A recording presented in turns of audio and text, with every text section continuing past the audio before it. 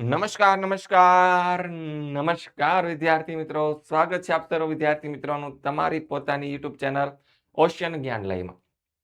વિદ્યાર્થી મિત્રો, ધોરણ 8 તમારા જીવનનું એક મહત્વનું વર્ષ. પછી ધોરણ 8 પછી તમે ધોરણ 9 ની અંદર એટલે કે માધ્યમિક વિભાગમાં આવી જશો. તો આ ધોરણ 8 ની છેલ્લી એક્ઝામ એટલે કે તમારા પ્રાથમિક વિભાગની છેલ્લી એક્ઝામ એટલે કે દ્વિતીય સત્રાંત પરીક્ષા. અને આ દ્વિતીય સત્રાંત પરીક્ષાની ખૂબ સારી એવી તૈયારીઓ કરવા માટે આપણી સાથે ઓશિયન કોચિંગ ક્લાસીસ, જે હવે ઓશિયન જ્ઞાન લાઈવના નામે ઓળખાય છે, આ તમારા માટે હર હંમેશ તૈયાર છે. તો આજે તૈયારીઓ કરવા માટે વિકાસ મૂલ્યાંકન લક્ષ્ય અસાઇનમેન્ટ જે છે તમારું, તેનું સંપૂર્ણ સોલ્યુશન આપણી આ ચેનલ ઓશિયન જ્ઞાન લાઈવ ઉપર તમારા માટે લાવી રહ્યા છે, જેની અંદર આપણે આજે ધોરણ 8 ના સામાજિક વિજ્ઞાન વિષયના પ્રશ્ન નંબર 5 નું સોલ્યુશન જોવાના છે. વિદ્યાર્થી મિત્રો, અગાઉ આપણે પ્રશ્ન નંબર 1, પ્રશ્ન નંબર 2, પ્રશ્ન નંબર 3 અને પ્રશ્ન નંબર 4 આ ચારે ચાર પ્રશ્નોના સોલ્યુશન ઓલરેડી જોઈ ચૂક્યા છીએ. આજે આપણે કરીશું પ્રશ્ન નંબર 5. ખાલી સામાજિક વિજ્ઞાન વિષય નહીં, માત્ર ને માત્ર તમારા માટે સામાજિક વિજ્ઞાન વિષય નહીં, એ તમારો ગણિત વિષય હોય, એ તમારો ઇંગ્લિશ હોય, એ તમારો વિજ્ઞાન હોય, એ તમારો ગુજરાતી હોય કે હિન્દી હોય, તમામે તમામ વિષયનું જે વિકાસ પરીક્ષા લક્ષી અસાઇનમેન્ટ છે તેનું સંપૂર્ણ સોલ્યુશન આપણી આ ચેનલ ઉપરથી તમને મળી જવાનું છે. તો ફટાફટ ચેનલની સાથે જોડાઈ જાજો, ફોલો બટન દબી દેજો, સબસ્ક્રાઇબ બટન દબી દેજો. બરાબર છે. આગળ વધીએ. પ્રશ્ન નંબર 5 ના સંપૂર્ણ સોલ્યુશન સાથે આપણને આ સૂચના આપેલી છે કે નીચેના પ્રશ્નના ઉત્તર સવિસ્તર લખો.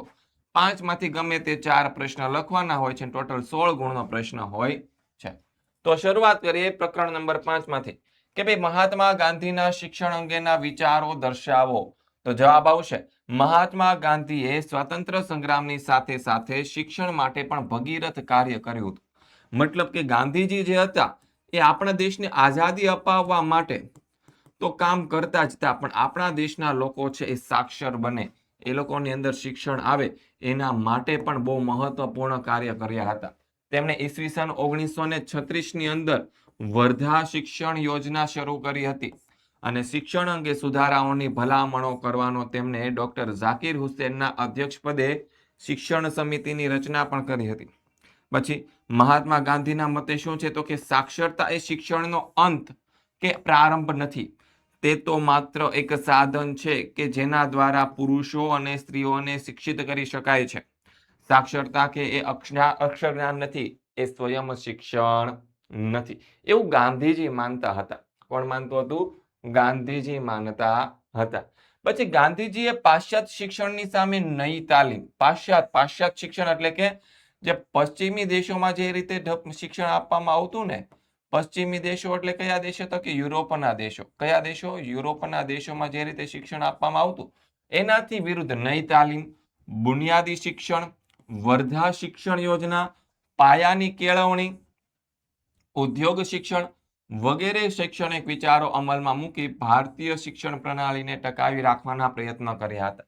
એટલે કે જે ભારતની જે પરંપરાગત શિક્ષણ સંસ્થાઓ હતી એ જે રીતે ચાલતી હતી, એવી શિક્ષણ સંસ્થાઓને ટકાવી રાખવાના મહત્વપૂર્ણ કાર્ય છે એ ગાંધીજીએ કર્યા હતા.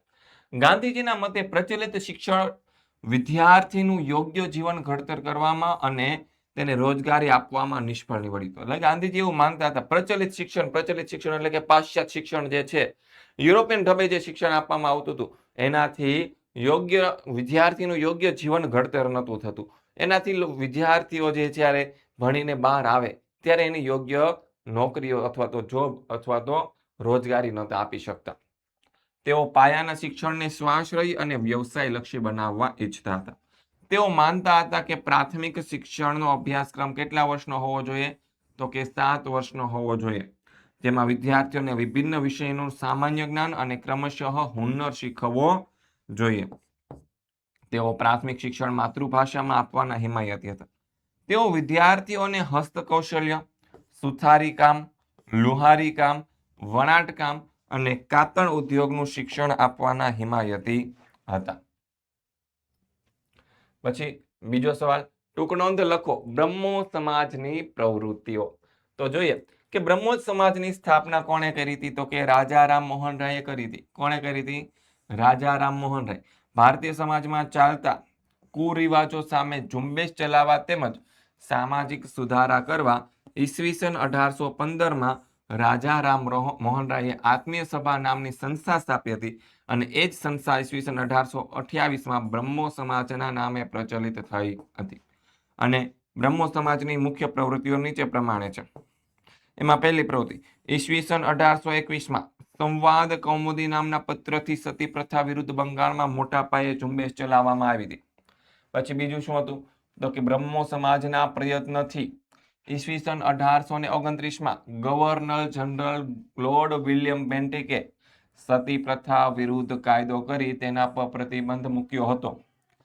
પછી ત્રીજો સવાલ બ્રહ્મો સમાજના પ્રયત્નથી ઈસવીસન 1939માં નરબલી પ્રથા અને બાળકીને દૂધ પીતી કરવાની પ્રથા વિરુદ્ધ છે અંગ્રેજ સરકારે કાયદાઓ બનાવ્યા હતા. પછી ચોથું વિધવા પુનર્લગ્ન માટે પુસ્તકો ચોપાનિયા દ્વારા પ્રચાર કરી લોકોને જાગૃત કર્યા હતા. પછી પાંચમું ગવર્નર જનરલ લોર્ડ વિલિયમ બેન્ટિકને ભારતમાં અંગ્રેજ કેળવણીનો પ્રારંભ કરવા માટે અનુરોધ કર્યો હતો. પરિણામે ભારતમાં અંગ્રેજ કેળવણીની શરૂઆત થઈ હતી. પછી છઠ્ઠું સ્ત્રી શિક્ષણ માટે ખાસ હિમાયત કરી હતી. સાતમું બાળ લગ્ન નાબૂદ કરવાનો પ્રયાસ કર્યો હતો. પછી આઠમું આંતરજ્ઞાતીય લગ્નનો પ્રચાર કર્યો હતો. આ બધી પ્રવૃત્તિઓ કરી હતી. પછી ત્રીજું છે સ્વામી વિવેકાનંદનો ઉપદેશ. તો કે સ્વામી વિવેકાનંદનો ઉપદેશ આ પ્રમાણે હતો કે સ્વામી વિવેકાનંદે સમાજ સેવા અને સમાજ સુધારણાના ઉપદેશ દ્વારા તે સમયના પ્રચલિત સામાજિક દૂષણો અને ધાર્મિક ક્રિયાકાંડોનો સખત વિરોધ કર્યો હતો. તેમના મતે જે ધર્મ કે ઈશ્વર છે એ વિધવાના આંસુ લૂછી શકે નહીં કે નિરાધાર બાળકોના મુખમાં રોટલીનો ટુકડો મૂકી શકે નહીં. તો તેવા ધર્મ કે તેવા ઈશ્વરમાં હું માનતો નથી એવું સ્વામી વિવેકાનંદ કહેતા. તેઓ કહેતા પહેલા અન્ન પછી ધર્મ. તેઓ મનુષ્ય માત્રમાં ઈશ્વરના દર્શન કરતા હતા. તેથી તેઓ કહેતા માનવ સેવા એ જ પ્રભુ સેવા. તેઓ યુવાનોને કહેતા કે ઉત્તિષ્ઠ જાગ્રત પ્રાપ્ત વરાત્રિ બોધત એટલે કે ઉઠો જાગો અને ધ્યેય પ્રાપ્તિ સુધી મંડ્યા રહો. અંગ્રેજ શાસન સમયની શિક્ષણ અને સમાજ વ્યવસ્થા એટલે આ નહીં આવે. ઓકે ડન છે. ઉઠો જાગો અને ધ્યેય પ્રાપ્તિ સુધી મંડ્યા રહો. ટૂંકનો લખો રવિન્દ્રનાથના શિક્ષણ અંગેના વિચારો.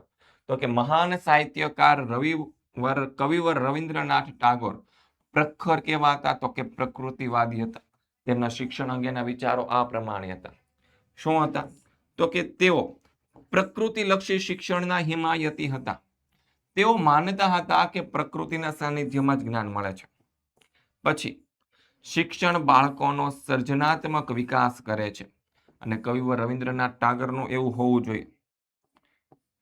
પછી બાળક શિક્ષણની કઠોર શિસ્ત મુક્ત હોવું જોઈએ તેવું તેઓ માનતા હતા. અને શિક્ષણની વ્યવસ્થા બાળકમાં કલ્પના શક્તિ અને કુતૂહલ વૃત્તિનો વિકાસ કરે તેવી હોવી જોઈએ. પછી નેક્સ્ટ આગળ વધીએ. બાળકોમાં સંગીત, અભિનય અને ચિત્રકલા જેવી ક્ષમતાઓ વિકસાવવી જોઈએ. બાળકોમાં નીતિમત્તા અને આધ્યાત્મિકતા જેવા ગુણો વિકસાવવા જોઈએ. બાળકોને ભારતીય વિચારસરણી અને સાંસ્કૃતિક તત્વોનું જ્ઞાન આપવું જોઈએ. પછી આગળ શિક્ષકમાં બાળકોના મનોવૈજ્ઞાનિક વિકાસ કરવાની ક્ષમતા હોવી જોઈએ. અને પોતાના વિચારો પ્રમાણેનું શિક્ષણ આપવા માટે ગુરુદેવ રવિન્દ્રનાથ ટાગોરે ઈસવીસન 1901માં બંગાળમાં શાંતિ નિકેતન નામની સંસ્થા સ્થાપી. અને સમય જતા આ સંસ્થા શાંતિ નિકેતન વિશ્વ ભારતી યુનિવર્સિટીના નામથી પ્રસિદ્ધ થઈ હતી. અને આ સંસ્થા રાષ્ટ્રને અનેક વિદ્વાનો આપ્યા છે. કયા કયા વિદ્વાનો આપ્યા છે તો કે રવિન્દ્રનાથ ટાગોરે સ્થાપના કરી તેમાંથી ઘણા બધા વિદ્વાનો આવ્યા છે.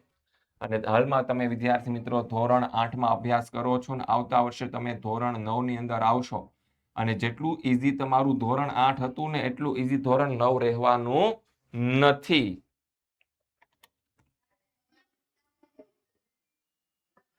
ડન છે.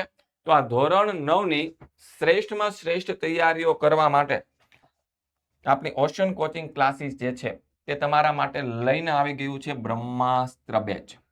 અને આ બ્રહ્માસ્ત્ર બેચમાં તમને શું શું મળશે તો કે સૌથી મહત્વપૂર્ણ વાત, તમે હાલમાં ધોરણ 8માં અભ્યાસ કરો છો અત્યારથી જ તમને બધી વસ્તુ આપી દેવાની છે કે તમારો આ જે વિકાસ અસાઇનમેન્ટ જે છે ને એનું સંપૂર્ણ સોલ્યુશન તમને ફ્રી આપી દેવાનું છે. કેવું આપી દેવાનું છે? ફ્રીમાં. યસ, પીડીએફ ફોર્મેટની અંદર.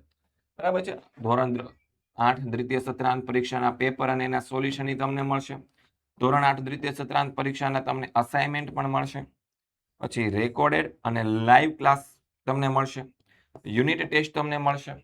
ધોરણ 9 બધા જ વિષયના સ્વાધ્યાયના સોલ્યુશન તમને મળશે. ધોરણ 9 નો સંપૂર્ણ અભ્યાસક્રમ તમને આ બ્રહ્માસ્ત્ર બેચમાં ભણાવવામાં આવશે. એટલે આખું સંપૂર્ણ ધોરણ 9 તમને અહીં ભણાવવામાં આવશે ઓનલાઈન ક્લાસમાં. ઓનલાઈન ક્લાસમાં. ઓનલાઈન ક્લાસમાં ભણાવવામાં આવશે. અને આ બધી વસ્તુ મળશે ક્યાં તમને? ઓશન જ્ઞાન લાઈવ એપ્લિકેશન ઉપર. બરાબર છે. પછી ગુજરાતમાં ફર્સ્ટ ટાઈમ છે, ગુજરાતની અંદર તમારા માટે નેવિગેટર લઈને આવ્યા છીએ. બીજી કોઈ ચેનલ નથી આપતી, માત્ર અને માત્ર આપણી ચેનલ ઓશન જ્ઞાન લાઈવ જ આપે છે. શું? તો કે નેવિગેટર. પછી લાઈવ ચેટ બોક્સ છે. અને જ્યારે તમારી વાર્ષિક પરીક્ષા આવશે ત્યારે તમારા માટે આઈએમપી બેચ પણ લઈને આવીશું. આટલી વસ્તુ તમારા માટે છે. તો ફટાફટ ડાઉનલોડ કરી લો આપણી ઓશન જ્ઞાન લાઈવ એપ્લિકેશન. અને 7046222254 વધારે માહિતી માટે કોન્ટેક્ટ નંબર તમને આપેલો છે. ત્યારબાદ જોઈએ પ્રકરણ નંબર 6 દાંડી કૂચ લખો. તો ઈસવીસન 1930માં ગાંધીજીએ જાહેર કર્યું હતું કે મીઠાના અન્યાયી કાયદાનો ભંગ કરવા માટે યાત્રા કાઢશે. અને અંગ્રેજ સરકારે મીઠા પર નાખેલો કર સૌથી વધુ અન્યાયી હતો. કેમ અન્યાયી હતો? તો કે એ સમયે મીઠાના ઉત્પાદન અને વેચાણ પર અંગ્રેજ સરકારનો શું હતો? એકાધિકાર હતો. એટલે કે એકમાત્ર અધિકાર હતો. અંગ્રેજ સિવાય બીજું કોઈ મીઠાનું ઉત્પાદન કરી શકે નહીં. અને ગાંધીજી અને અન્ય રાષ્ટ્રીય નેતાઓ માનતા હતા કે મીઠા પર વેરો નાખવો તે પાપ છે. કેમ પાપ છે? કારણ કે મીઠું છે ખોરાકની પાયાની જરૂરિયાત છે ને, ભોજનની પાયાની જરૂરિયાત છે. અને ગાંધીજીએ અમદાવાદના સાબરમતી આશ્રમમાંથી 12 માર્ચ 1930ના રોજ પોતાના 78 સત્યાગ્રહીઓ સાથે નવસારી જિલ્લાના દાંડી બંદરના દરિયા કિનારા સુધી 370 કિલોમીટરની લાંબી પદયાત્રા યોજી હતી. તેમની એ ઐતિહાસિક યાત્રા છે તે દાંડી કૂચના નામે ઓળખાય છે. કયા નામે ઓળખાય છે? દાંડી કૂચ. દાંડી કૂચના માર્ગમાં આવતા અસલાલી, બારેજા, નડિયાદ, આણંદ, રાસ, જંબુસર, સુરત, નવસારી વગેરે ગામો શહેરોમાં સભાઓ ભરી ગાંધીજી અને તેમના સાથીદારો છે એ 5 એપ્રિલ 1930ના રોજ દાંડી પહોંચ્યા. અને 6 એપ્રિલ 1930ના રોજ સવારે ગાંધીજીએ દાંડીના દરિયા કિનારે છે અગરમાંથી મુઠ્ઠી મીઠું લીધું અને મીઠાના કાયદાનો ભંગ કર્યો. એ સાથે જ તેમણે સવિનય કાનૂન ભંગની લડતની શરૂઆત કરી. એ લડતમાં સ્વદેશી વિદેશી કાપડનો બહિષ્કાર, મહેસૂલ સહિતના કરવેરા ન ભરવા, દારૂબંધી, દારૂના પીઠા પર પિકેટિંગ, અસ્પૃશ્યતા નિવારણ, હિન્દુ મુસ્લિમ એકતા વગેરે રચનાત્મક કાર્યો રાખવામાં આવ્યા. લડતમાં ખેડૂતો, આદિવાસીઓ, સ્ત્રીઓ વગેરે મોટી સંખ્યામાં ભાગ લીધો. અને સરહદ પ્રાંતના સરહદના ગાંધી નામે જાણીતા બનેલા ખાન અબ્દુલ ગફાર ખાનના નેતૃત્વ નીચે નાકરની અહિંસક લડતો પણ લડવામાં આવી હતી. અંગ્રેજ સરકારે હજારો સત્યાગ્રહીઓની ધરપકડ કરી અને લડતને દબાવવાનો પ્રયત્ન કર્યો. અને ગાંધીજીની દાંડી કૂચી ગુજરાતની અને ભારતની પ્રજામાં અભૂતપૂર્વ જાગૃતિ અને એકતા પ્રગટ્યા. અને સમગ્ર દેશમાં મીઠાના કાયદાનો ભંગ કરવા માટે સત્યાગ્રહો શરૂ થયા. ટૂંક નોંધ લખો જલિયાવાલા બાગ. તો કે અંગ્રેજ સરકારના દમન તેમજ લોકપ્રિય નેતાઓ ડોક્ટર સૈફુદ્દીન કિચલુ અને ડોક્ટર સત્યપાલની ધરપકડનો વિરોધ કરવા 13 એપ્રિલ 1919ના રોજ વૈશાખીના તહેવારના દિવસે અમૃતસરના જલિયાવાલા બાગમાં એક જંગી સભા ફરે. અને બાગની ફરતે શું હતી? 1.5 મીટર જેટલી ઊંચી દિવાલો હતી. શું હતી? 1.5 મીટર જેટલી ઊંચી દિવાલ હતી. અને બાગના વચ્ચે શું હતો? એક અવાવરો કૂવો હતો. બાગમાં જવા આવવા માટે ફક્ત એક જ સાંકડો રસ્તો હતો. અને સભા ચાલતી હતી ત્યારે અમૃતસરના લશ્કરી કમાન્ડર જેનું નામ હતું જનરલ ડાયર, એ લશ્કરી ટુકડી લઈને ત્યાં આવી પહોંચ્યો. તેને લોકોને વિખેરાઈ જવાની ચેતવણી આપ્યા વિના જ ઓચિંતાનો શું કરી દીધો? તો કે ગોળીમાર શરૂ કરી દીધો. જ્યાં સુધી સૈનિકોની ગોળી ખલાસ ન થઈ ત્યાં સુધી તેમને ગોળીબાર હતો ને એને ચાલુ રાખ્યો હતો. એટલે કે બધી ગોળીઓ પતાવી દીધી હતી.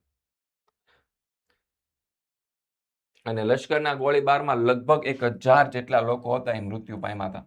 અને 1200 જેટલા લોકો ઘાયલ થયા. અંગ્રેજ સરકારે માર્શલ લોનો ઉપયોગ કરી લોકો પર અમાનુષી અત્યાચાર કર્યો. આ હત્યાકાંડથી સમગ્ર દેશમાં હાહાકાર મચી ગયો તેમજ ભયનું વાતાવરણ પ્રસરી અને સામ્રાજ્યવાદી શાસનનો ભારે વિરોધ થયો.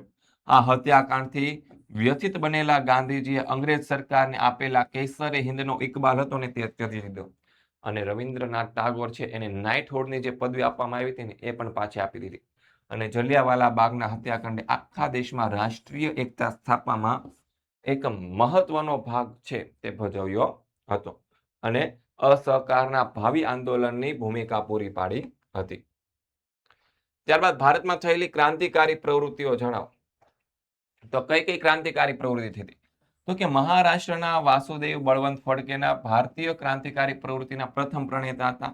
તેમણે પછાત જાતિઓને સંગઠિત કરી લડાયક તાલીમ આપી હતી. પછી બીજું, મુખ્ય પ્લેગ કમિશનર રેન્ડની હત્યા કરવા અને આરોપસર દામોદર ચાફેકર અને બાલકૃષ્ણ ચાફેકર નામના 2 ભાઈઓને પકડવામાં આવ્યા અને તેમની ફાંસીની સજા આપવામાં આવી.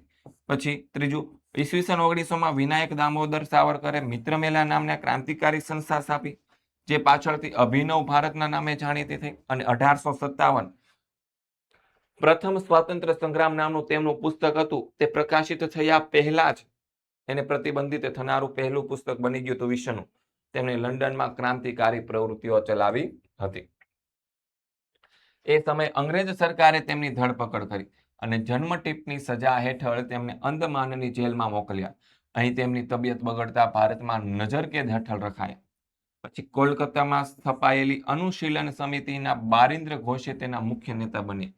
આ સંસ્થાના ક્રાંતિકારી સાહિત્ય, બોમ્બ બનાવવાની અને શસ્ત્રો ચલાવવાની તાલીમ દ્વારા ક્રાંતિકારી પ્રવૃત્તિઓ ચલાવી રહ્યા હતા. પછી પાંચમું, બંગાળમાં ખુદીરામ બોઝ અને પ્રફુલ્લ ચાકી નામના ક્રાંતિવીરોએ ન્યાયાધીશ કિંગ્સફોર્ડની હત્યા કરવા માટે તેમની બગી ઉપર બોમ્બ ફેંક્યો, પરંતુ કમનસીબે કેનેડી નામના અંગ્રેજની બગી હતી, તેમાં તેના પત્ની અને પુત્રી બેઠેલા હતા અને બોમ્બથી આ બંનેનું અવસાન થયું. અને પોલીસ પકડે તે પહેલા પ્રફુલ્લ ચાકીએ પોતાને ગોળી મારી અને બલિદાન આપીને ખુદીરામ બોઝની ધરપકડ કરી તેને ફાંસીની સજા આપવામાં આવી. પછી અશફાક ઉલ્લાહ અને રામપ્રસાદ બિસ્મિલ હિન્દુ મુસ્લિમ એકતાનું ઉદાહરણ પૂરું પાડ્યું હતું. તેમણે કાકોરી ટ્રેનમાં અંગ્રેજની તિજોરી લૂંટી હતી. આ લૂંટની યોજનામાં અશફાક ઉલ્લાહ, રામપ્રસાદ બિસ્મિલ, રોશનસિંહ અને રાજેન્દ્ર પ્રસાદ પકડાઈ જતા તેમને ફાંસી આપવામાં આવી. પછી દુર્ગા ભાભીએ મહિલાઓને ક્રાંતિકારી પ્રવૃત્તિમાં સક્રિય બનાવી હતી. પોસ્ટરો ચોંટાડવા, પત્રિકાઓ વહેંચવી, નાણાં એકઠા કરવા, બંદૂકો ચલાવી વગેરે ક્રાંતિકારી પ્રવૃત્તિઓ તેઓ કરતા હતા. પછી આઠમું, ચંદ્રશેખર આઝાદ બાળપણથી જ ક્રાંતિકારી પ્રવૃત્તિઓમાં સક્રિય બન્યા હતા. કાંકોરી લૂંટની યોજનામાં તેમણે ભાગ લીધો હતો. પોલીસ તેમને શોધતી હતી. તેમણે પ્રતિજ્ઞા લીધી હતી કે હું જીવતે જીવત અંગ્રેજ સરકારના હાથમાં પકડાઈશ નહીં.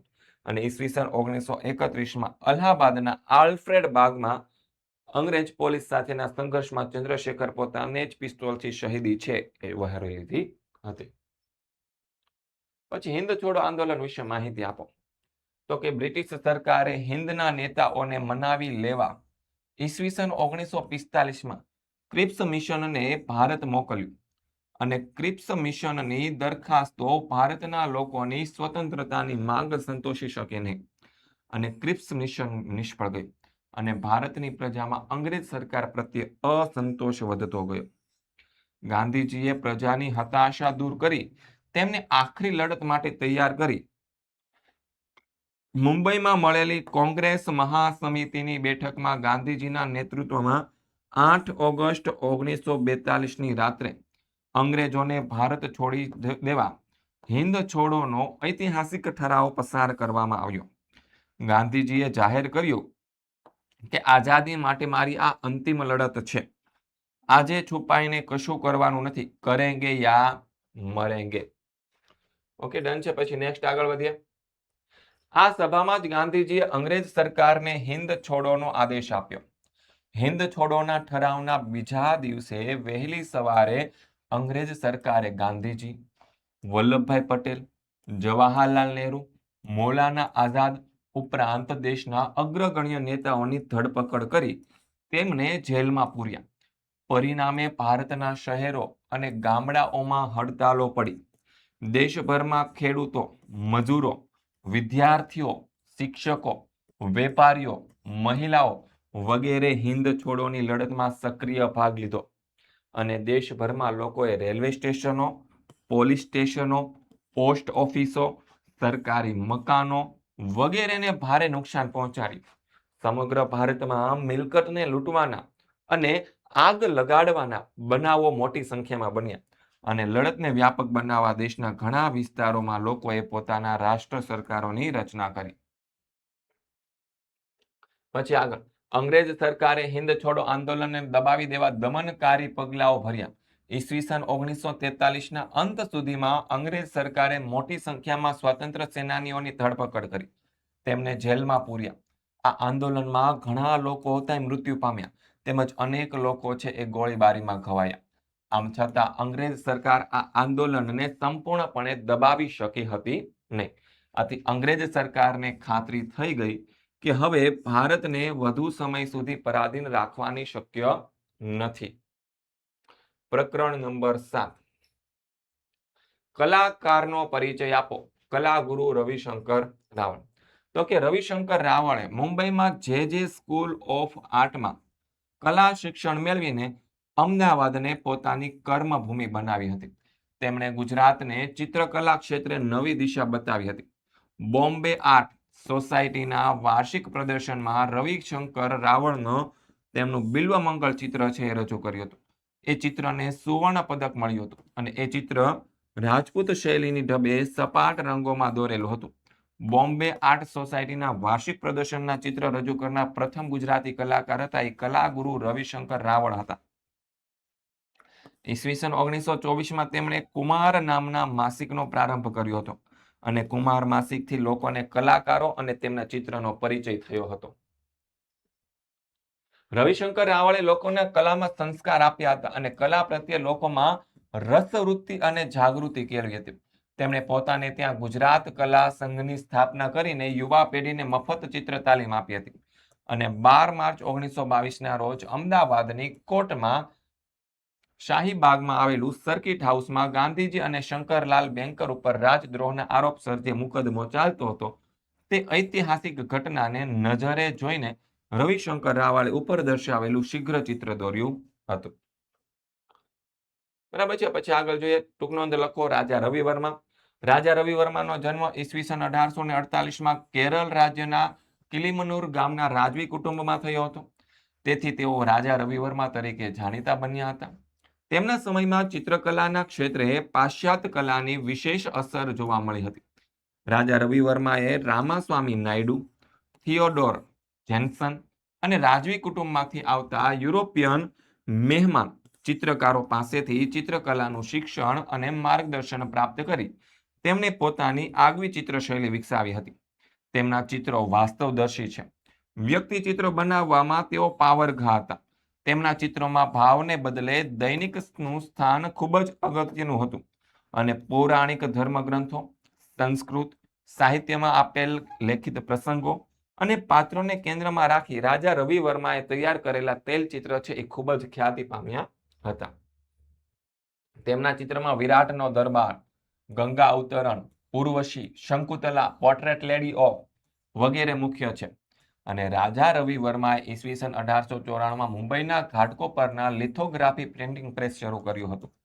અહીં છપાતા હિન્દુ દેવી દેવતાઓના ચિત્રની કિંમત ઓછી હોવાથી સામાન્ય લોકો પણ એ ચિત્ર ખરીદી શકતા હતા. અને વડોદરાના સર મહારાજા સયાજીરાવ ગાયકવાડ અને ભાવનગરના રાજા રવિ વર્માને આમંત્રણ આપી તેમની પાસે રાજકુટુંબના અનેક કેટલાક પૌરાણિક ચિત્ર તૈયાર કરાવ્યા હતા અને તેમના ચિત્ર ત્રિવેન્દ્રનમના સંગ્રહાલયમાં વડોદરાની ફતેહસિંહ આર્ટ ગેલેરીમાં અને ભાવનગરના દરબાર ગૃહમાં સચવાયેલા છે. બ્રિટિશ સરકારે રાજા વર્માને કેસરે હિંદનો ખિતાબ આપીને તેમનું બહુમાન કર્યું હતું. રાજા રવિ વર્મા કલા ક્ષેત્રના ખરેખર રાજા હતા અને દેશની અમૂલ્ય સંપત્તિના તે કલાકાર હતા. અને રાજા રવિ વર્મા ઈસવીસન 1906માં છે એ અવસાન પામ્યા હતા. ટૂંક નોંધ લખો. રાજપૂત શૈલી. તો કે રાજસ્થાન અને મધ્યપ્રદેશના રાજપૂત રાજાઓના આશ્રયે વિકસેલી જે ચિત્ર શૈલી છે તેને આપણે રાજપૂત શૈલીના નામે ઓળખવામાં આવે છે. ઈસુની 10મી થી 16મી સદી દરમિયાન પ્રચલિત થઈ હતી. રાજપૂત શૈલીમાં મુખ્યત્વે લઘુચિત્ર અને ભીંતચિત્રોનો સમાવેશ થાય છે. આ સમયના રાજાઓ પરંપરાગત ચિત્રકારોને રાજ્યાશ્રય આપતા હતા. તેથી એ ચિત્રકારોના ચિત્રોમાં રાજપૂત રાજાઓનું જીવન, તેમના રીતિ રિવાજો, પહેરવેશ, ઉત્સવો વગેરે વિષયો છે એ કેન્દ્ર સ્થાને રહ્યા છે. અને રાજસ્થાનના બુંદી, કિશનગઢ, બીકાનેર, જોધપુર વગેરે વિસ્તારોમાં રાજપૂત શૈલી વિકસી હોવાથી તે રાજસ્થાની શૈલી તરીકે પણ પ્રચલિત છે. પછી આગળ જોઈએ પ્રકરણ નંબર 8. ટૂંકનોંધ લખો કાશ્મીરનો પ્રશ્ન. તો કે ભારતને સ્વરાજ મળ્યું એ સમયના કાશ્મીરના મહારાજા હરિસિંહ ડોગરા મૂંઝવણમાં હતા, કારણ કે તેમણે ભારત સાથેના જોડાણ ખત પર સહી કરી નહોતી. આ દરમિયાન પાકિસ્તાને કાશ્મીરને પોતાની સાથે જોડવા માટે કાશ્મીર પર આક્રમણ કર્યું અને પાકિસ્તાનના સૈનિકોએ કાશ્મીરમાં લૂંટફાટ અને અત્યાચારો શરૂ કરી દીધા. આ કટોકટીની સ્થિતિમાં રક્ષણ મેળવવા માટે રાજા હરિસિંહે ભારતની લશ્કરી મદદ માંગી અને ભારત સરકારે તેમને ભારત સંઘ સાથે જોડવા માટેના જોડાણ ખત પર સહી કરવા માટે જણાવ્યું. તેથી રાજા હરિસિંહે તાબડતોડ જોડાણ ખત પર સહી કરી. એ પછી ભારત સરકારે કાશ્મીરમાં તાત્કાલિક ધોરણે લશ્કર મોકલીને આક્રમણખોરોને ભગાડી મૂક્યા.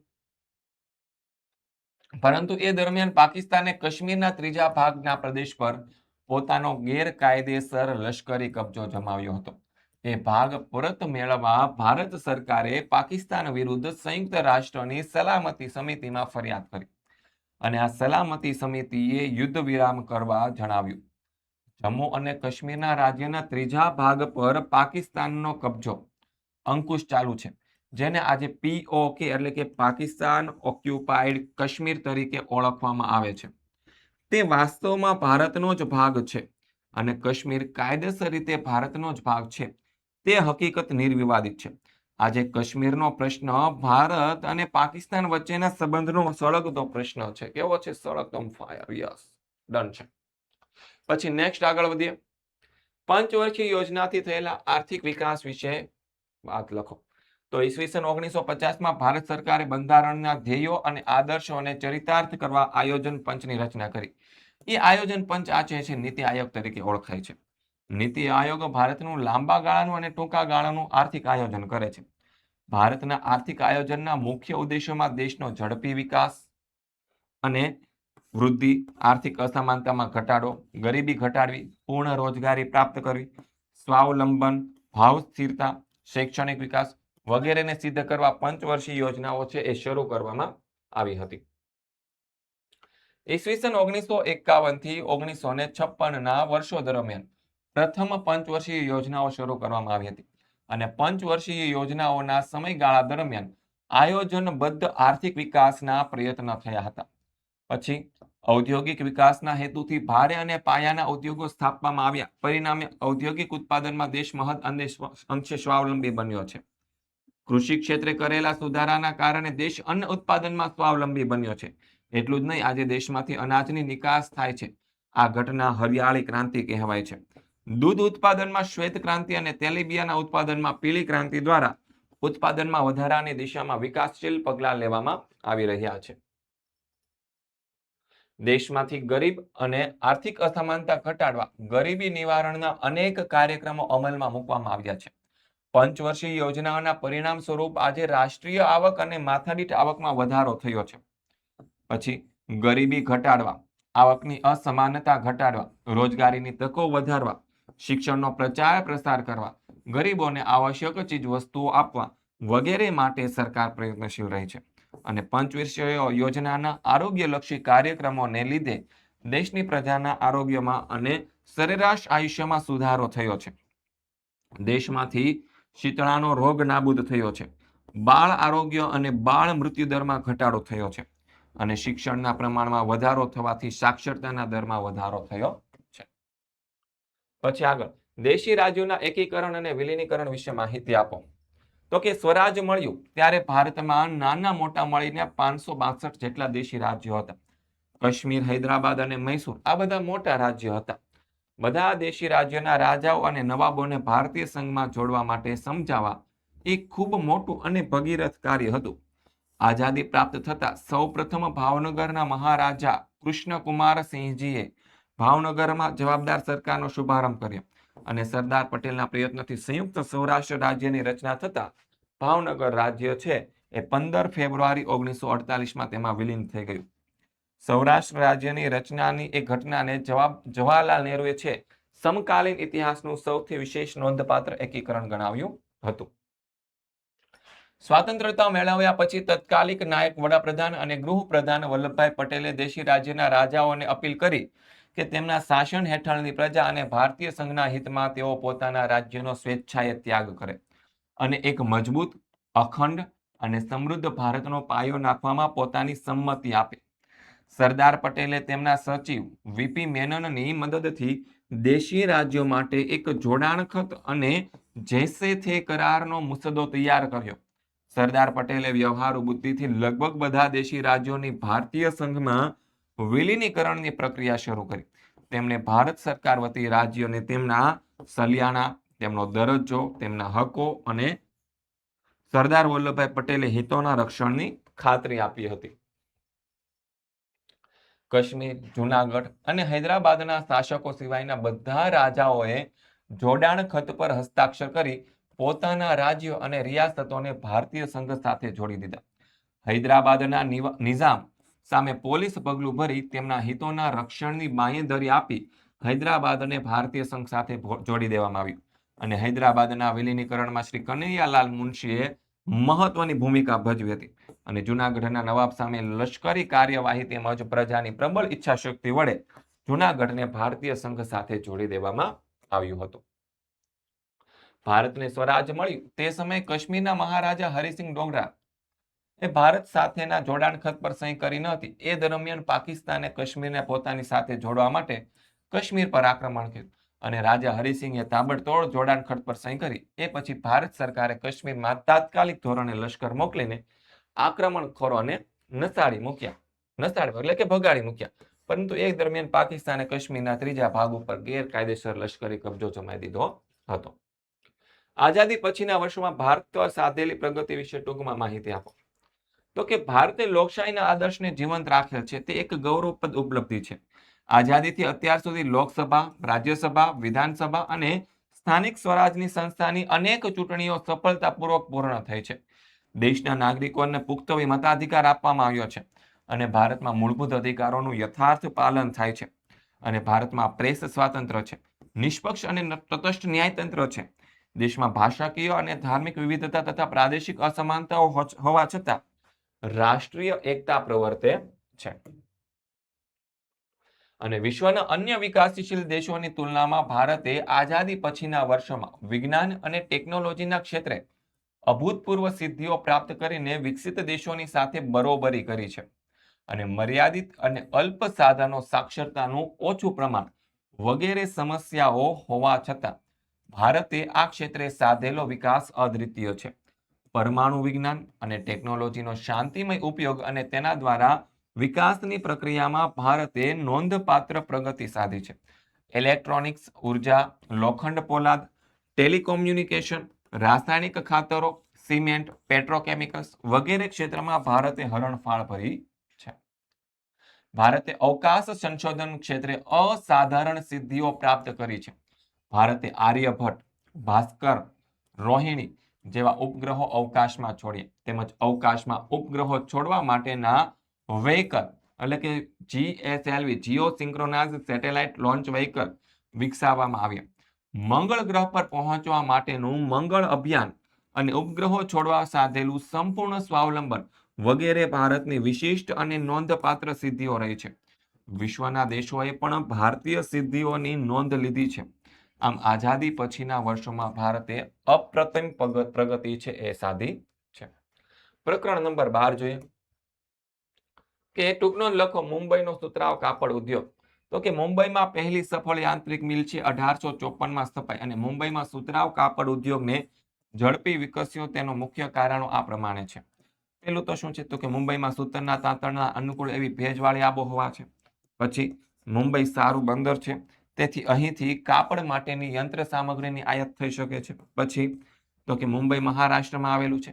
મહારાષ્ટ્રમાં કપાસનો પાક સારો થાય છે તેથી કાપડ માટેનો કાચો માલ સહેલાઈથી મળી રહે છે અને મુંબઈમાં સસ્તી વીજળી મળે છે.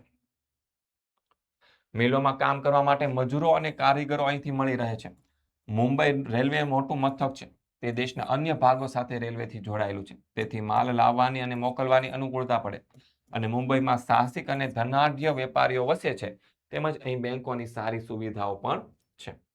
પછી આગળ છે ઉદ્યોગોનું વર્ગીકરણ વર્ણવો. તો કે કુદરતી સંસાધનો, કાચા માલના સ્ત્રોતો, અને માલિકીના આધારે ઉદ્યોગોને નીચે દર્શાવેલ જૂથમાં વહેંચવામાં આવે. પેલું છે કુદરતી સંસાધન આધારિત ઉદ્યોગ. તો કે આ ઉદ્યોગમાં પશુપાલન, ડેરી ઉદ્યોગ, માંસ ઉદ્યોગ, ઊન ઉદ્યોગ, મત્સ્ય ઉદ્યોગ, જંગલ ઉદ્યોગ, મરઘા બતકા સંવર્ધન, રેશમના કીડા સંવર્ધન, મધમાખી સંવર્ધન, યાંત્રિકીકરણ, આંતરિક ઉદ્યોગ વગેરેનો સમાવેશ થાય છે. પછી કાચા માલના સ્ત્રોત પર, તો એમાં ઘણા બધા પાછા ભાગ પડશે. એમાં પેલું છે કૃષિ આધારિત ઉદ્યોગ. તો આ ઉદ્યોગનો કાચો માલ કૃષિ પેદાશમાંથી મળે છે. ખાદ્ય સામગ્રી ઉદ્યોગ, સુતરાઉ કાપડ, રેશમી કાપડ, શણિયું કાપડ, ખાંડ, ખાદ્ય તેલ બનાવવાના ઉદ્યોગ કૃષિ આધારિત ઉદ્યોગો છે. બીજું પશુ આધારિત ઉદ્યોગ અને દૂધ, તેની દૂધની બનાવટોનો ઉદ્યોગ, માંસ ઉદ્યોગ, ચર્મ ઉદ્યોગ વગેરે પશુ આધારિત ઉદ્યોગ છે. ત્રીજું સમુદ્ર આધારિત ઉદ્યોગ. તો આ ઉદ્યોગમાં મત્સ્ય પ્રસંસ્કરણ ઉદ્યોગ અને મહાસાગરમાંથી મળતા ખનિજોનો ઉપયોગ થાય તેવા ઉદ્યોગોનો સમાવેશ થાય છે. ચોથું છે વન આધારિત ઉદ્યોગ. તો આ ઉદ્યોગમાં કાગળ ઉદ્યોગ છે, લુગદી બનાવવાનો ઉદ્યોગ, વન ઔષધીય ઉદ્યોગ, ફર્નિચર અને ઇમારતોના નિર્માણનો ઉદ્યોગ વગેરે ઉદ્યોગનો સમાવેશ થાય છે. પછી છે ખનિજ આધારિત ઉદ્યોગો. તો આ ઉદ્યોગમાં લોખંડ પોલાદ ઉદ્યોગ, તાંબુ ગાળણ ઉદ્યોગ, સિમેન્ટ ઉદ્યોગ, રસાયણ ઉદ્યોગ, એલ્યુમિનિયમ ગાળણ ઉદ્યોગ વગેરે ઉદ્યોગોનો સમાવેશ થાય છે. પછી જોઈએ માલિકીના આધાર ધોરણે ઉદ્યોગોને સાર્વજનિક, ખાનગી અને સંયુક્ત ક્ષેત્રના ઉદ્યોગમાં વહેંચી શકાય. એમાં પેલું છે સાર્વજનિક ક્ષેત્ર. તો કે આ ક્ષેત્રના ઉદ્યોગમાં માલિકી અને તેનું સંચાલન સરકાર હસ્તક હોય. દાખલા તરીકે Hindustan aeronautical limited, steel authority of India limited. પછી બીજું છે ખાનગી ક્ષેત્ર. આ ક્ષેત્રના ઉદ્યોગનું સંચાલન વ્યક્તિ અને વ્યક્તિના સમૂહ દ્વારા થાય છે. દાખલા તરીકે ટિસ્કો, રિલાયન્સ ઇન્ડસ્ટ્રી લિમિટેડ. પછી ત્રીજું છે સહકારી ક્ષેત્ર. આ ક્ષેત્રના ઉદ્યોગ કાચા માલના ઉત્પાદકો કે કામદારો અથવા તો બંનેના અધિકારમાં હોય છે અને તેમના દ્વારા જ તેમને ચલાવવામાં આવે છે. દાખલા તરીકે અમૂલ મિલ્ક, પછી union limited dairy, mother dairy, ખાંડની મિલો વગેરે. પછી છે સંયુક્ત ક્ષેત્રના ઉદ્યોગો. તો કે આ ક્ષેત્રના ઉદ્યોગોની માલિકી સરકાર અને વ્યક્તિની કે વ્યક્તિના સમૂહની હોય છે અને તેમના દ્વારા સંચાલન થાય છે. દાખલા તરીકે મારુતિ સુઝુકી લિમિટેડ. પછી બેંગલુરુ અને કેલિફોર્નિયાની માહિતી ટેકનોલોજી ઉદ્યોગની શી સમાનતા છે? તો કે બેંગલુરુ ભારતમાં છે, કેલિફોર્નિયા યુએસએમાં છે. બંને દેશોના ભૌગોલિક સ્થાને કારણે તેમની વચ્ચે માહિતી ટેકનિક ઉદ્યોગમાં સમાનતા સર્જાય છે. દાખલા તરીકે કેલિફોર્નિયા અને બેંગલુરુના બે સોફ્ટવેર વ્યવસાયીઓ એક યોજના પ્રોજેક્ટનું કામ કરે છે. બેંગલુરુમાં કામ કરતી સ્મિતા સૂઈ જાય ત્યારે કેલિફોર્નિયામાં સિલિકોન વેલીમાં કામ કરતી ડેની છે એ દિવસ દરમિયાન કરેલા કામની માહિતી સંદેશા સ્મિતાને મોકલે છે. ડન છે. કેટલાક કલાક પછી બેંગલુરુમાં રહેતી સ્મિતા તેના કાર્યાલય પહોંચીને ડેનીએ મોકલેલા સંદેશા મુજબ દિવસ દરમિયાન કામ કરીને પોતાના કાર્યનું ફરીથી ડેનીને મોકલે છે. આ રીતે સંવાદ અને કાર્ય એક સાથે થાય છે, જાણે કે બંને કર્મચારીઓ એક જ કાર્યાલયમાં એક સાથે બેસીને કામ ન કરતા હોય એવું લાગે છે. બરાબર છે. આમ બેંગલુરુ અને કેલિફોર્નિયા વચ્ચે માહિતી ટેકનોલોજી ઉદ્યોગની સમાનતા સર્જાય છે. પછી કયો ઉદ્યોગ મુખ્યત્વે આધુનિક કરોડરજ્જુ ઓળખાય છે? શા માટે? તો કે લોખંડ પોલાદ ઉદ્યોગ મુખ્યત્વે આધુનિક ઉદ્યોગની કરોડરજ્જુ તરીકે ઓળખાય છે, કારણ કે આપણા ઉપયોગની ઘણી બધી ચીજ વસ્તુઓ પોલાદમાંથી બનેલી હોય છે અથવા પોલાદમાંથી બનેલા ઓજારો કે મશીનો દ્વારા બનાવવામાં આવેલી હોય છે. વાહનો બનાવવા હોય, રેલગાડીઓ બનાવવી હોય, પરિવહનના અન્ય સાધનો વગેરે લોખંડ પોલાદમાંથી બનાવવામાં આવે છે. પછી તો કે સોય છે, સેફ્ટી પિન છે કે ટાંકણીથી માંડીને કદ્દાવર યંત્ર હોય લોખંડ પોલાદમાંથી બનેલા હોય. ખનિજ તેલના કુવાઓનું શારકામ પોલાદમાંથી બનાવેલા મશીનો વડે કરવામાં આવે છે. પોલાદમાંથી બનેલી પાઇપલાઇનો દ્વારા પેટ્રોલિયમની પેદાશોનું પરિવહન કરવામાં આવે છે અને જમીનમાંથી ખનિજોનું ખોદકામ પોલાદના ઉપકરણો વડે થાય છે. ખેતીના ઓજારો મોટા ભાગે પોલાદમાંથી બનાવાય. મોટી ઇમારતોનું માળખું છે એ પોલાદનું બનાવવામાં આવે છે. સંરક્ષણની શસ્ત્ર સામગ્રી લોખંડ પોલાદમાંથી બનાવે છે. આ ઉપરાંત બીજા અનેક ઉદ્યોગના વિકાસને આધાર પણ લોખંડ પોલાદના ઉદ્યોગ પર રહેલો છે. આમ ઉપરયુક્ત કારણોને લીધે લોખંડ પોલાદ ઉદ્યોગ છે તે આધુનિક ભારતના ઉદ્યોગના મેરુદંડ એટલે કે કરોડરજ્જુ સમાન છે. યસ, એવી રીતે અત્યારે તમે જેવી રીતે અભ્યાસ કરો છો એવી રીતે તમારે ધોરણ 9 ની અંદર અભ્યાસ કરવો હોય તો તમારા માટે લોન્ચ થઈ ગઈ છે બ્રહ્માસ્ત્ર બેચ. કયા ધોરણની? તો કે ધોરણ 9 ની બ્રહ્માસ્ત્ર બેચ. બરાબર છે. તો આ ધોરણ 9 ની બ્રહ્માસ્ત્ર બેચમાં તમને શું શું મળશે? તો કે હાલનું આ જે વિકાસ અસાઇનમેન્ટ જે છે એનું સોલ્યુશનની પીડીએફ તો તમને એકદમ ફ્રીમાં મળવાની છે. ધોરણ 8 દ્વિતીય સત્રાંત પરીક્ષાના પેપરના સોલ્યુશન અને બરાબર છે, પરીક્ષા લક્ષી assignment, recorded plus live class, unit test, ધોરણ 9 નો સંપૂર્ણ અભ્યાસક્રમ, નેવિગેટર જે ગુજરાતમાં ફર્સ્ટ ટાઈમ તમને આપણી ચેનલ દ્વારા મળશે. ગુજરાતમાં ફર્સ્ટ ટાઈમ કોઈ ચેનલ આપતું નથી. ધોરણ 9 ના બધા જ વિષયના સ્વાધ્યાયના સોલ્યુશન, લાઈવ ચેટ બોક્સ, અને જ્યારે તમારી વાર્ષિક પરીક્ષા આવશે ત્યારે તમારા માટે આઈએમપી બેચ. તો આ બધી જ વસ્તુ તમારે જો લેવી હોય તો તમારે ઓશિયન જ્ઞાન લાઈવ એપ્લિકેશન ડાઉનલોડ કરવાની છે. અને જો વધારે માહિતી જોતી હોય તો 70 46 22 22 54 આ કોન્ટેક્ટ નંબર ઉપર કોન્ટેક્ટ કરી લેવાનો છે. નેક્સ્ટ આગળ વધીએ. પ્રકરણ નંબર 13. વિશ્વમાં વસ્તીના અસમાન વિતરણના કારણો દર્શાવો. તો કે વિશ્વમાં નદી કિનારાના અને મુખ્ય ત્રિકોણ પ્રદેશના ફળદ્રુપ સપાટ જમીન વિસ્તારો, ઔદ્યોગિક વિસ્તારો, ધાર્મિક સ્થળો વગેરેમાં ગીચ વસ્તી હોય છે. ઊંચા પર્વતો, ખૂબ અસમતલ ભૂપૃષ્ઠ, બહુભારત વરસાદના પ્રદેશો, ગીચ જંગલો, દલદલવાળા પ્રદેશો, ખારા પાટના વિસ્તારો તેમજ રણ પ્રદેશો જ્યાં ખેત ઉત્પાદન માટે પ્રતિકૂળ પરિસ્થિતિ છે ત્યાં વસ્તીની ગીચતા ઓછી હોય છે. પછી ઉચ્ચ અક્ષાંશીય ક્ષેત્ર, ઉષ્ણકટિબંધીય રણ પ્રદેશો અને વિષુવવૃત્તીય જંગલના વિસ્તારમાં ખૂબ ઓછી વસ્તી વસવાટ કરે છે. પછી વસ્તી વિતરણને અસર કરનારા પરિબળોની ભૂમિકાનું વર્ણન કરો. તો એમાં પહેલું છે ભૌગોલિક પરિબળ. તો એમાં છે પ્રાકૃતિક રચના. તો કે પ્રદેશની પ્રાકૃતિક રચના વસ્તી વિતરણ પર ગાઢ અસર કરે છે. જેમ કે માનવી હંમેશા પર્વતો અને ઉચ્ચ પ્રદેશોની સરખામણીએ મેદાન વિસ્તારમાં રહેવાનું વધારે પસંદ કરે છે, કારણ કે આ વિસ્તાર ખેતી, ઉદ્યોગો અને સેવાઓની પ્રવૃત્તિ માટે ખૂબ જ ઉપયોગી હોય છે. દાખલા તરીકે ભારતમાં ગંગા નદીના કિનારાના વિસ્તારમાં વિશ્વના સૌથી વધારે ગીચ વસ્તી ધરાવતા વિસ્તારો છે. જ્યારે એન્ડીઝ, પછી આલ્પ્સ, હિમાલય વગેરે પર્વતોના વિસ્તારમાં ઘણી ઓછી વસ્તી ગીચતા આપણને જોવા મળે છે. પછી છે આબોહવા. બીજું તો કે અતિશય પ્રખર ગરમી કે કડકડતી ઠંડી પડતી હોય એવા વિસ્તારમાં માનવ વસવાટ માટે પ્રતિકૂળ છે. દાખલા તરીકે આફ્રિકાનું સહારાનું રણ, રશિયાનો ધ્રુવ પ્રદેશ, કેનેડાનો ઉત્તર ભાગ, એન્ટાર્કટિકા ખંડ વગેરે વિસ્તારો અતિ વિષમ આબોહવા ધરાવતા હોવાથી ત્યાં માનવી વસવાટ કરવાનું પસંદ કરતો નથી. પછી છે જમીન. તો કે નદીઓના કાંપના મેદાનોની જમીન અત્યંત ફળદ્રુપ હોય છે, જે ખેતી પ્રવૃત્તિ માટે ખૂબ જ ઉપયોગી હોય છે. તદુપરાંત એ જમીન ઔદ્યોગિક પ્રવૃત્તિઓ માટે સારી અનુકૂળતા ધરાવે છે.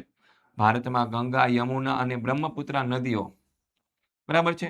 ચીનમાં હવાંગ હો, શું છે હવાંગ હો, અને ચાંગજિયાંગ નદીઓ તેમજ ઇજિપ્તના નાઇલ નદી, આ બધી નદીઓએ ફળદ્રુપ મેદાનોની રચના કરી છે. અહીં સિંચાઈની સારી સગવડતા હોવાથી ખેતી અને પશુપાલન સારી રીતે થઈ શકે છે. તેથી આ નદીના મેદાનો ગીચ વસ્તી ધરાવતા વિસ્તારો બન્યા છે. પછી છે જળ. જે વિસ્તારોમાં બિનક્ષારીય એટલે કે મીઠું પાણી સરળ રીતે ઉપલબ્ધ હોય ત્યાં વસવાટ કરવા માટે માનવી પ્રાથમિકતા આપે, કારણ કે એ વિસ્તારમાં ખેતી થઈ શકે, પશુપાલન અને ઉદ્યોગોનો સારો વિકાસ થઈ શકે છે. વિશ્વની નદીઓના ક્ષેત્રમાં ગીચ વસવાટ ધરાવે છે, જ્યારે રણ વિસ્તારોમાં વસ્તી ખૂબ ઓછી હોય છે. પછી છે ખનિજ. તો કે ખનિજ સંસાધન વાળા વિસ્તારમાં ગીચ વસ્તી છે.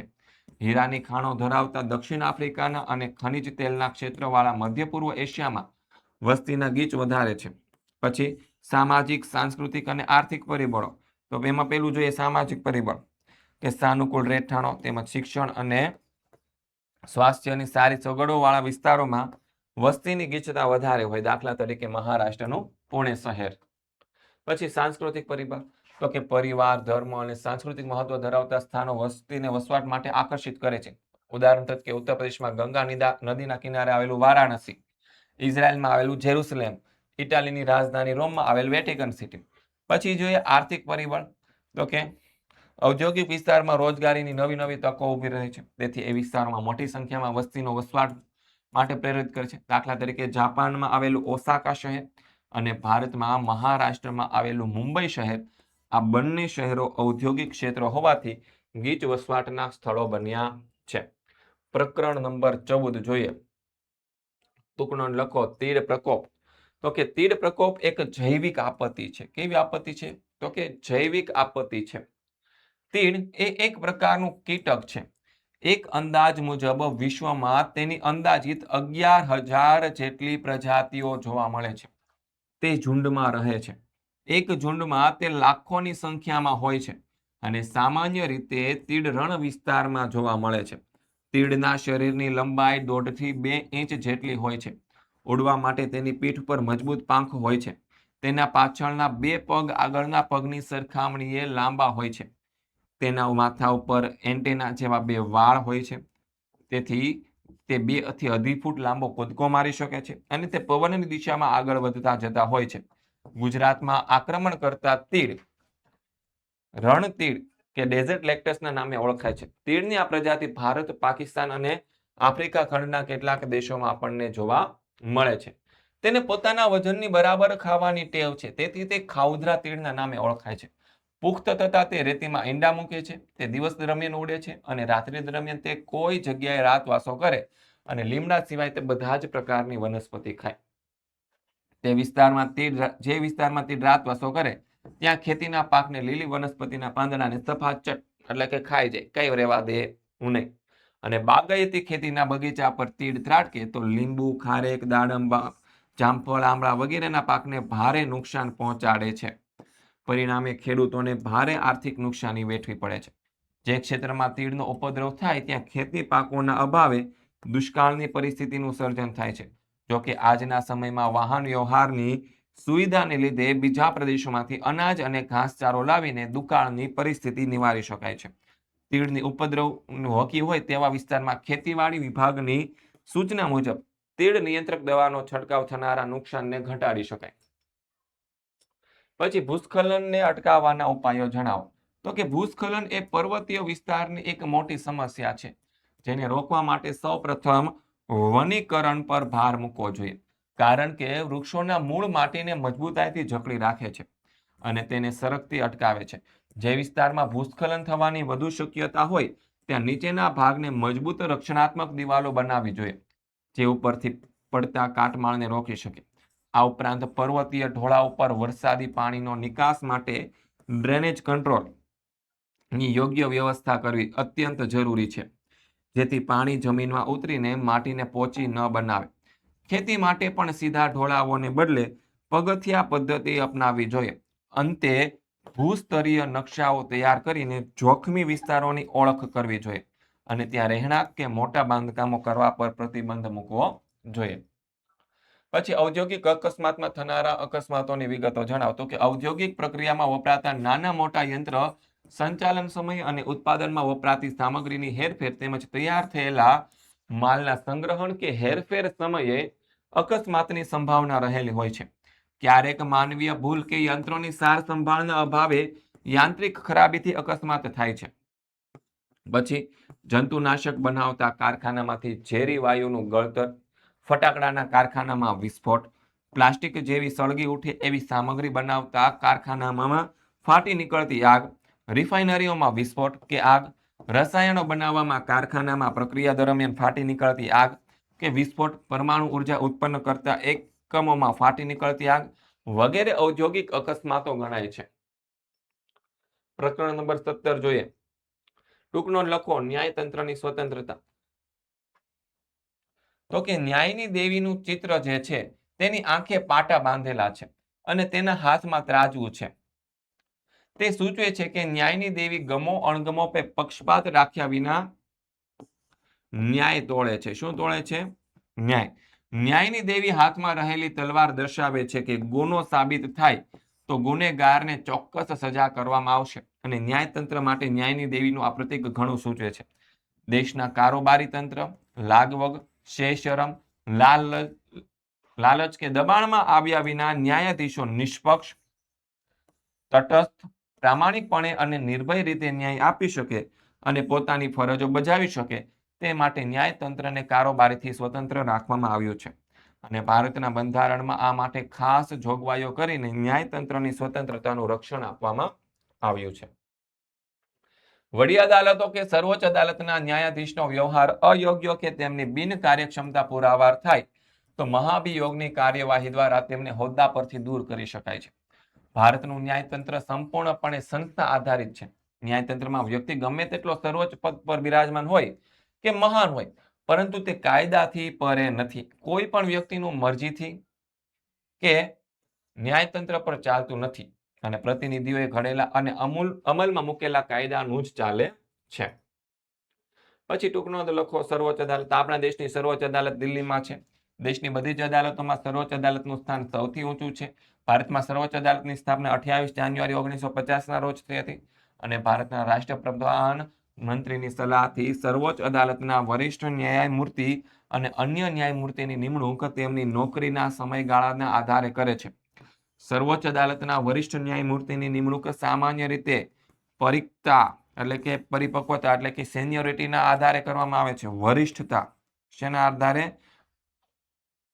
સર્વોચ્ચ અદાલતના દરેક ન્યાયમૂર્તિ પોતાનો હોદ્દો સ્વીકારે તે પહેલા રાષ્ટ્રપ્રમુખ સમક્ષ બંધારણ પ્રત્યે વફાદાર રહેવાના અને પોતાના ગુપ્તતાના સોગંદ લે છે. રાષ્ટ્રપ્રમુખ દ્વારા સર્વોચ્ચ અદાલતના ન્યાયાધીશને માત્ર સાબિત થયેલી ગેરવર્તણૂક, બિનકાર્યક્ષમતા કે બંધારણીય મર્યાદાના આધારે મહાભિયોગની કાર્યવાહીથી દૂર કરી શકાય છે. સંસદના બંને ગૃહમાં તેના હાજર રહેલા અને મતદાન કરતા સભ્યોની 2/3 બહુમતીથી પસાર કરેલા ઠરાવના આધારે જ સર્વોચ્ચ અદાલતના ન્યાયાધીશને તેમના હોદ્દા પરથી દૂર કરી શકાય છે. સર્વોચ્ચ અદાલતનો વ્યવહાર અંગ્રેજી ભાષામાં ચાલે છે. આ અદાલતમાં કોર્ટ કાર્યવાહી દરમિયાન બંને પક્ષના વકીલો જ દલીલ કરે છે. જરૂર જણાય તો ફરિયાદી કે આરોપીને કોર્ટમાં હાજર કરવામાં આવે છે અને બંને પક્ષોના વકીલોની દલીલો સાંભળ્યા પછી જ સર્વોચ્ચ અદાલત ચુકાદો આપે છે અને એ ચુકાદા પર ન્યાય મેળવવા માટે અરજી થઈ શકતી નથી. અને સર્વોચ્ચ અદાલતના ચુકાદાઓ ભારતની તમામ અદાલતોમાં માન્ય રાખવા પડે છે. ટૂંક નોંધ લખો. જાહેર હિતની અરજી PIL. તો કે જાહેર હિતની અરજીમાં સમાજના સામાજિક આર્થિક રીતે નબળા વર્ગોનું હિત કેન્દ્ર સ્થાને હોય છે. જાહેર હિતની અરજી રાજ્યની વડી અદાલત અને સર્વોચ્ચ અદાલતમાં કરી શકાય. સમાજની કોઈ પણ વ્યક્તિ કે સંસ્થા અરજદાર બનીને જાહેર હિતની અરજી કરી શકે છે. બંને અદાલતો જાહેર હિતના દાવાને માત્ર પોસ્ટકાર્ડ કે સામાન્ય પત્ર દ્વારા થયેલી ફરિયાદની અરજી તરીકે સ્વીકારે અને સંબંધિત આદેશો આપે છે. ન્યાયતંત્રને લોકાભિમુખ બનાવવા જાહેર હિતની અરજીનો ફાળો નોંધપાત્ર છે. જો જાહેર હિતની અરજી બિનજરૂરી કે અયોગ્ય હોય તો અદાલત છે તે અરજદારને સજા દંડ કરી શકે છે. જાહેર હિતની અરજીનો દુરુપયોગ થતો રોકવા માટે અદાલતે એ સત્તા આપવામાં આવી છે કે નાગરિકોના અધિકારો કે જાહેર હિતનો ભંગ અંગે વર્તમાનપત્રોમાં છપાયેલા સમાચારનો આશરો લઈને વડી અદાલત કે સર્વોચ્ચ અદાલત આપમેળે સુઓ મોટો એટલે કે ફરિયાદ પણ દાખલ કરી શકે છે અને પગલાં લઈ શકે છે. પછી વડી અદાલતના સત્તા અને કાર્ય જણાવો. તો કે વડી અદાલતનું સત્તા અને કાર્યક્ષેત્રને અધિકાર ક્ષેત્રના 3 ભાગમાં વહેંચવામાં આવ્યું છે. પહેલું છે મૂળ અધિકાર ક્ષેત્ર, બીજું છે વિવાદી અધિકાર ક્ષેત્ર અને ત્રીજું છે વહીવટી અધિકાર ક્ષેત્ર. વડી અદાલતની અન્ય સત્તાઓ અને કાર્ય. તો કે વડી અદાલતની દીવાની, ફોજદારી અને મહેસૂલ સંબંધી દાવાઓ સાંભળીને ન્યાય આપે છે. પછી બંધારણની કલમ 226 અનુસાર રાજ્યના સંદર્ભમાં મૂળ હકોના રક્ષણની બાબતમાં વડી અદાલત આદેશ કે હુકમો જાહેર કરે છે. તે તેના અંકુશ હેઠળની તાબાની અદાલતોને આપેલા ચુકાદાઓ વિરુદ્ધની અપીલો સાંભળીને ચુકાદા આપે છે. તે તેના તાબા હેઠળની રાજ્યની બધી અદાલતોના પાસેથી કેસ, પેપર્સ કે રિપોર્ટ્સ મંગાવી શકે છે. તે તેના તાબા હેઠળની અદાલતોના વ્યવહાર અને કામગીરીનું નિયમન કરવા માટે સામાન્ય નિયમો બનાવીને તેમને આપે છે. તાબાની અદાલતોએ તેમના હિસાબો અને નોંધો કેવી રીતે રાખવી તેનું માર્ગદર્શન આપે છે. તે રાજ્યપાલને કાનૂની બાબતમાં સલાહ આપી શકે છે. હવે જોઈએ પ્રકરણ નંબર 18. બાળ અધિકાર એટલે શું? બાળકોને કયા કયા અધિકારો આપેલા છે? તો કે બાળકોને તેમના સર્વાંગીણ વિકાસ માટે મળેલા અધિકારોને બાળ અધિકારો કહેવાય. હવે જો બાળકની એ દેશની આવતીકાલની નાગરિક છે તો તેઓ રાષ્ટ્રની સંપત્તિ છે. જો બાળકો શિક્ષિત અને સંસ્કારી રહેશે તો તે સારા નાગરિક, કુટુંબ, સમાજ અને રાષ્ટ્રના વિકાસમાં યથાશક્તિ ફાળો આપી શકશે. આવા નાગરિકો રાષ્ટ્ર માટે આશીર્વાદરૂપ અને વરદાનરૂપ બની શકે છે અને બાળકોના શારીરિક, માનસિક અને બૌદ્ધિક શક્તિનો વિકાસ કરી તેમનું સ્વસ્થ અને જવાબદાર નાગરિક બનાવવા માટેના બાળ અધિકારો તેમને સુરક્ષા પૂરી પાડે છે. સંયુક્ત રાષ્ટ્ર યુનાઇટેડ નેશને તેમના ઘોષણાપત્ર એટલે કે ચાર્ટર ઓફ રાઇટ્સમાં બાળકોને જીવન જીવવા અને કલ્યાણ માટેના બાળ અધિકારો જાહેર કર્યા છે, જે નીચે મુજબ છે. પહેલું, જાતિ, રંગ, લિંગ, ભાષા, ધર્મ કે રાષ્ટ્રીયતાના કોઈ પણ ભેદભાવ વિના પ્રત્યેક બાળકને જીવન જીવવાનો જન્મસિદ્ધ અધિકાર છે. બીજું, માતા પિતા દ્વારા બાળકોનું યોગ્ય રીતે પાલન પોષણ થાય એ રીતનો દરેક બાળકનો અધિકાર છે. પછી પોતાના વ્યક્તિત્વનો વિકાસ સાધી શકે માટે દરેક બાળકને શિક્ષણ મેળવવાનો મૂળભૂત અધિકાર આપવામાં આવ્યો છે. પછી દરેક બાળકને તેની વય કક્ષાને અનુરૂપ રમતગમત અને મનોરંજનની પ્રવૃત્તિમાં ભાગ લઈ તંદુરસ્ત, સ્વસ્થ અને આનંદી જીવન જીવવાનો અધિકાર છે. દરેક બાળકને તેના અંતઃકરણ મુજબ ધર્મ અને તેના સમુદાયમાં રહેવાનો અને પોતાની સંસ્કૃતિ જાળવવાનો અધિકાર છે. પછી દરેક બાળકને પોતાની અભિવ્યક્તિ કરવાનો અધિકાર છે. દરેક બાળકને શારીરિક, માનસિક શોષણ, હિંસા અને યાતનાઓ સામે રક્ષણ અને સલામતી મેળવવાનો અધિકાર છે. દરેક બાળકને સામાજિક સુરક્ષા દ્વારા સામાજિક વિકાસ સાધીને તંદુરસ્ત જીવન ધોરણ મેળવવાનો અધિકાર છે. બીજું, સામાજિક અસમાનતા માટે કઈ કઈ બાબતો જવાબદાર ગણી શકાય? તો કે સામાન્ય રીતે સામાજિક અસમાનતા માટે નીચેની બાબતો જવાબદાર ગણી શકાય. શિક્ષણના અભાવને લીધે લોકો સમાજમાં મળતા લાભોથી ઘણીવાર છે એ વંચિત રહી જતા હોય છે. બરાબર છે? તો ઘણીવાર કાયદાની જાણકારીના અભાવે છે સામાજિક અસમાનતાની સ્થિતિ સર્જાતી હોય છે. જાતિના લોકો સામાજિક વિકાસ ઘણો ઓછો જોવા મળે છે. પછી સમાજમાં રૂઢ થયેલી કેટલીક માન્યતાને કારણે વ્યક્તિ નવી બાબતો કે પરિવર્તનો સ્વીકારવામાં દુર્લભ સેવે છે, જેથી તેનો સામાજિક વિકાસ છે એ રૂંધાય છે. સામાજિક અસમાનતાની આર્થિક સ્થિતિ કેવી અસરો થાય છે? તો કે સામાજિક અસમાનતાની વ્યક્તિની આર્થિક સ્થિતિ પર આ પ્રમાણેની અસર થાય. ઓછી આવક ધરાવતા ગરીબ લોકો અને પછાત વર્ગો પ્રગતિ કરી શકે એવી સ્થિતિમાં મુકાઈ જાય. એ લોકો પાસે વિકાસ કરવાની સુવિધા હોતી નથી.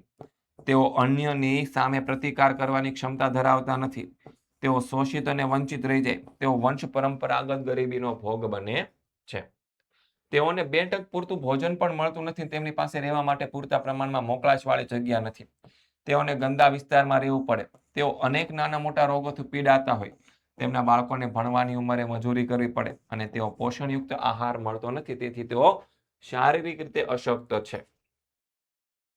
14 વર્ષથી નાની ઉંમરના બાળકોને રેસ્ટોરન્ટમાં કામ આપવું અયોગ્ય ગણાય છે. શા માટે? તો કે 14 વર્ષની ઉંમરના બાળકોને રેસ્ટોરન્ટમાં કામ આપવું યોગ્ય ગણાય નહીં. ભારતના બંધારણમાં બાળકોના રક્ષણ અને વિકાસ માટે કરેલી જોગવાઈ અનુસાર 14 કે તેથી ઓછી ઉંમરના કોઈ પણ બાળકને કોઈ પણ જોખમવાળી જગ્યાએ નોકરીએ રાખી શકાય નહીં. આ જોગવાઈના ભંગ બદલ નોકરીદાતા વિરુદ્ધ છે એ કાનૂની રાહે પગલાં ભરીને સજા કરાવી શકાય છે. 14 વર્ષની ઉંમરના બાળકોને રેસ્ટોરન્ટમાં કામે રાખવાથી તેનું શોષણ થયું ગણાય અને 14 વર્ષની ઉંમર સુધીના બધા જ બાળકોને પ્રાથમિક શિક્ષણ મેળવવાનો અધિકાર છે. તેથી 14 વર્ષના બાળકોએ નોકરીએ કામે રાખી તેનો શિક્ષણ અધિકાર વંચિત રાખી શકાય નહીં.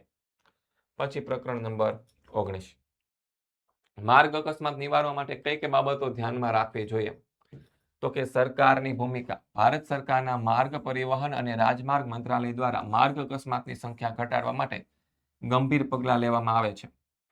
સંભવ અકસ્માત ક્ષેત્રના રસ્તા સુધારવાના પગલાં લેવા, વધુ ટ્રાફિકવાળા રસ્તા પર ટ્રાફિક સિગ્નલો અને રસ્તાના ચિહ્નો સારી સ્થિતિમાં રાખવા, શહેરી અને ગ્રામીણ વિસ્તારોમાં યોગ્ય રસ્તાઓનું નિર્માણ કરવું, બેફામ ગતિએ દોડતા વાહનો પકડવા સીસીટીવી કેમેરા લગાવવા, પછી જનતા ટ્રાફિક નિયમોને અનુસરે એ માટે સરકારશ્રી દ્વારા કેટલાક નિયમો બનાવવામાં આવ્યા છે અને આ નિયમોના ભંગ બદલ દંડ અને સજાની પણ જોગવાઈઓ કરવામાં આવી છે.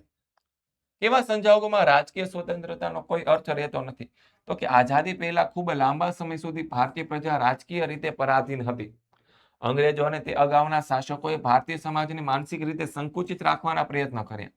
તેના પરિણામ સ્વરૂપે આઝાદી પછી ભારતીય સમાજ અનેક પ્રકારના કુરિવાજોથી ઘેરાયેલો હતો. દેશમાં શિક્ષણનું પ્રમાણ નહિવત હતું અને સમાજનો મોટો સમુદાય પછાત સ્થિતિમાં જીવતો હતો અને સમગ્ર દેશ આર્થિક અને સામાજિક રીતે અત્યંત વિષમ પરિસ્થિતિમાં જીવતો હતો.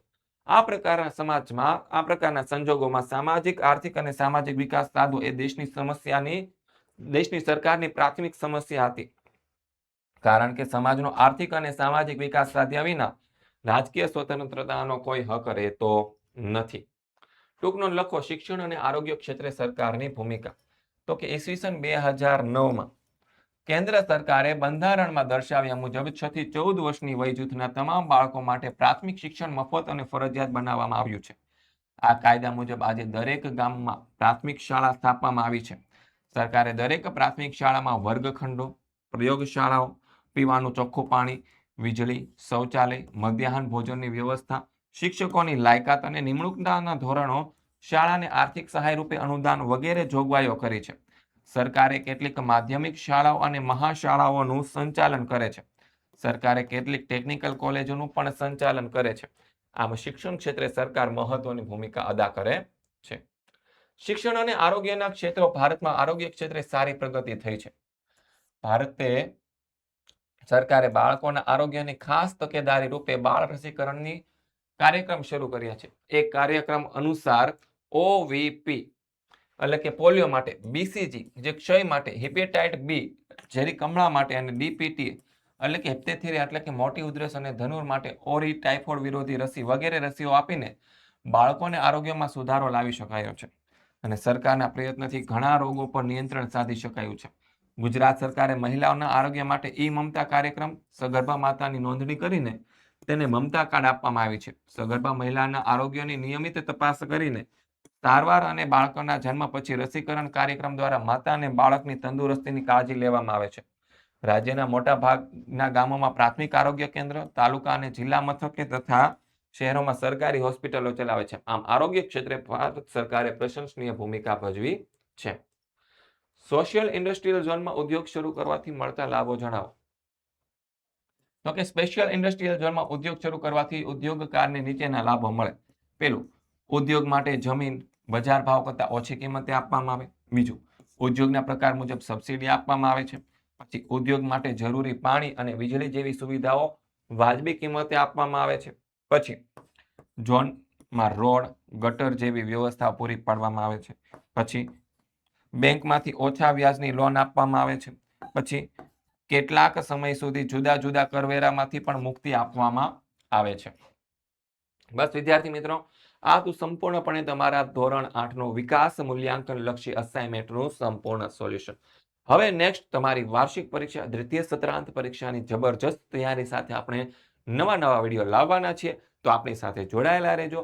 મળીએ છીએ નેક્સ્ટ વિડીયોની અંદર, ધોરણ 8ની અંદર. મળીએ નેક્સ્ટ વિડીયોની. ત્યાં સુધી જય હિન્દ, જય ભારત.